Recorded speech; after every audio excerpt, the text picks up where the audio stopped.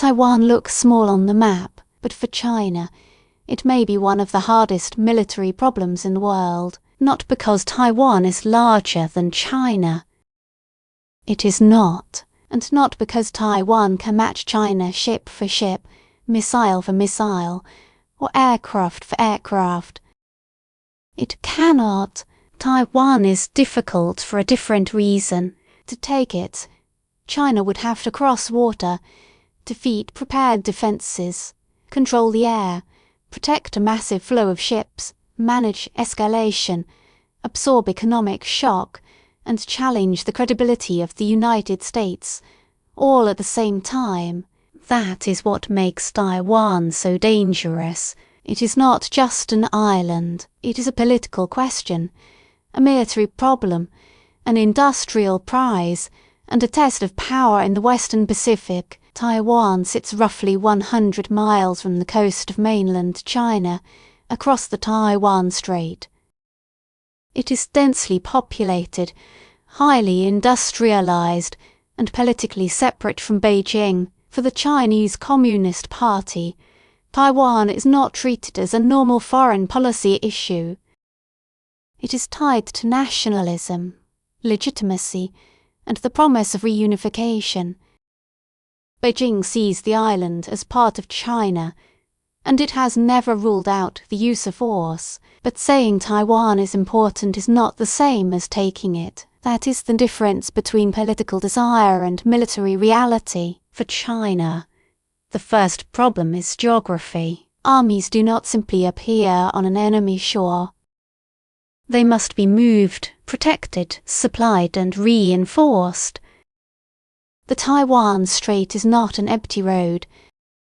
It is water, weather, currents, surveillance, mines, missiles, aircraft, submarines, drones, and uncertainty. An invasion of Taiwan would require one of the most complex military operations imaginable, a large amphibious assault against a defended island. China would need to suppress Taiwanese air defences, strike command centres, blind sensors, protect its own ships, land troops, capture ports or beaches, and keep supplies moving after the first wave. The first landing would not be the end of the problem. It would be the beginning. Taiwan could defend beaches, ports, cities, roads, tunnels, mountain approaches, and critical infrastructure. Even if Chinese forces reached the shore, they would still have to move inland under pressure, while maintaining supply lines across the strait. That is why Taiwan is not just a target. It is a system of problems, air superiority, naval control, missile defense, logistics, urban combat, cyber disruption, political shock. Every layer connects to the next. This is why many analysts look beyond the image of a sudden invasion. China may not begin with a full landing. It could begin with pressure, a blockade, a maritime quarantine, cyber attacks, missile demonstrations, and naval patrols, inspections, economic coercion, cable disruptions, information operations. A campaign designed to make Taiwan feel isolated before a formal war begins. That kind of grey zone pressure already matters. Taiwan faces frequent Chinese military activity around the island. Warships and aircraft can be used to exhaust defences, test reactions, and normalise pressure without crossing the line into open war. This is a dangerous middle ground. A blockade may look less risky than an invasion, but it could still trigger a major crisis. Taiwan depends on trade, energy imports, ports, cables, and confidence. A campaign to squeeze the island could force the United States, Japan, and other partners to decide how far they are willing to go. That is why the Taiwan problem is never only about Taiwan. It is about the regional map. To the north is Japan. To the south are the Philippines. To the east is the open Pacific and Guam. Around the island are sea lanes, air routes, military bases, and allied commitments. If China controlled Taiwan, the balance of the Western Pacific would change.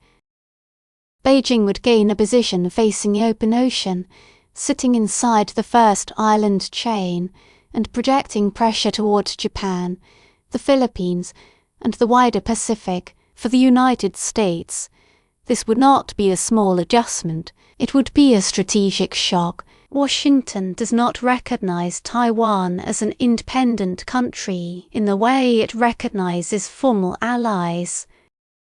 But the United States has deep interests there.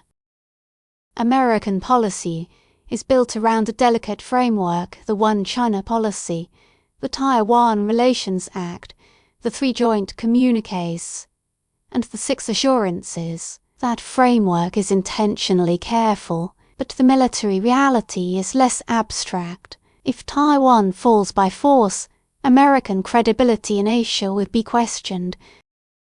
Japan would face a more exposed strategic environment. The Philippines would become even more important. Guam would matter more.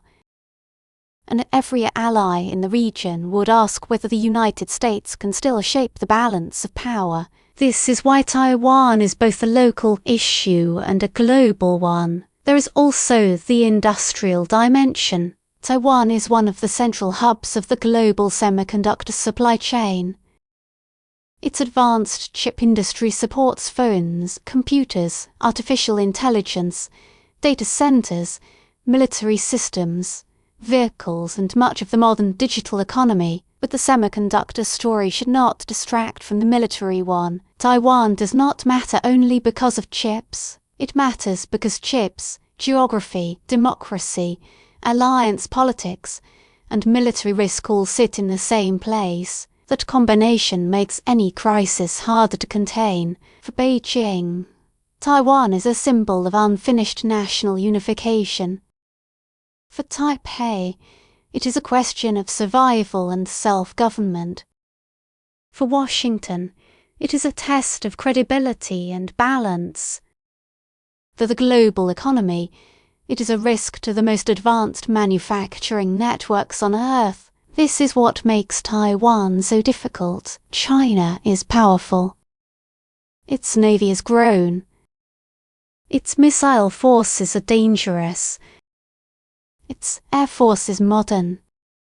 Its pressure campaign is persistent, but power is not the same as certainty. A failed invasion would be catastrophic for Beijing. A blockade could escalate beyond control. A limited crisis could produce global economic shock. A cyber campaign could invite retaliation. A military success could still create long-term instability. Taiwan is hard because every option carries risk. Too little pressure may fail to change the status quo. Too much pressure may provoke the very coalition China wants to avoid.